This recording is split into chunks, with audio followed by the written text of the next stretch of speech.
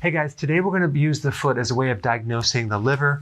And of course, my disclaimer here is that you're not really diagnosing a liver disease. You have to go to the doctor and have them do tests to figure that out. But this will give you some good clues on a potential problem with your liver. Okay? That being said, let's dive in. And these are just little indicators that can actually help you narrow things down. First thing we're going to talk about is the little red and brown dots. They can be larger and smaller. And you can also have like a little shininess to them. They're usually on the lower leg. That is poor circulation. And that is usually a liver problem. It could also be diabetes. It could be many other things, but you see this a lot when people have liver problems. So the actual appearance of the lower leg and the foot gives a lot of great information about the overall health of the person, because the heart has to send blood all the way down to your feet and then back through the vascular system. And usually if there's a liver problem or a heart problem, whatever, there's going to be a vascular problem. And you're going to see it in this part of your body a lot because of the poor circulation that's occurring. So a lot of these problems happen at the greatest distance from the heart. And then something called spider veins, or another name would be spider nevis, which usually see this in cirrhosis. And what's happening to the liver is you're building up a lot of estrogen. And too much estrogen can affect the vascular system. So you can see varicose veins and spider veins, and you can see them in the lower legs. Then we have cracked heels, okay? This is usually a vitamin B3 deficiency or an omega-3 fatty acid deficiency. Why? Because one of the functions of the liver is to make bile and help you absorb these fatty acids, not just omega-3 fatty acids, but vitamin A, which could be involved in the skin, vitamin E, which could be involved in the skin. Those are fat-soluble vitamins. But vitamin B3 also affects the skin. So B3 deficiency can create a problem. Another name for that would be pellagra. People with pellagra, which is a B3 deficiency, have a lot of skin issues. All right, itching of the foot. Usually in the bottom of the foot, that is a backup of fluids into the liver. It's a congested liver. It could be bile backing up, and you're getting a buildup of histamines, a congested liver, so you can have itching in the foot.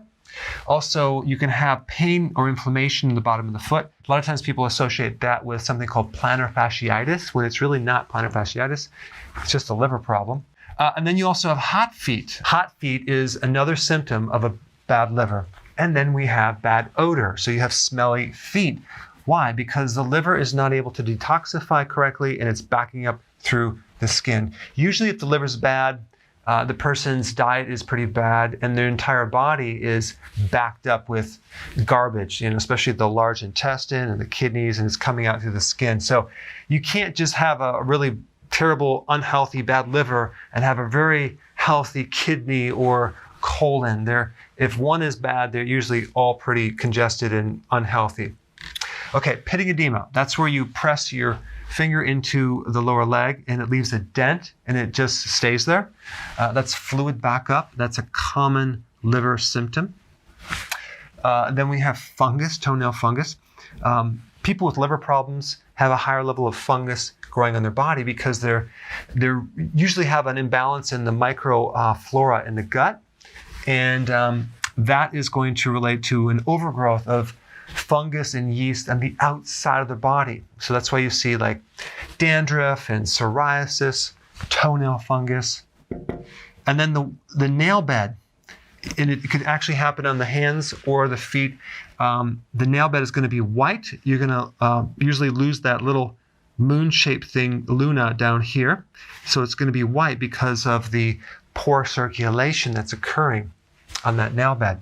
All right, so then the next question is, what really causes liver problems? A lot of things. One big one is the side effect from medications. Another one is a lot of sugar in the diet, especially high fructose corn syrup. Cooked foods. So if you're just having canned foods, which are pasteurized, and you're not having anything raw, that's eventually going to be very, very hard on the liver and the kidney. And also a lack of any vegetables. And if you're eating junk food combined with that, you have no enzymes to put in the body, no antioxidants from these vegetables, so that can be a problem. Excessive alcohol, that's a given. And then excessive protein. So if you're doing massive amounts of protein, it built up a lot of nitrogen waste. Over time, that can then overload the liver and the kidney and put a lot of stress on it. So If there is liver damage or kidney damage, you want to go a little lower on the protein, higher in the vegetables. All right, thanks for watching.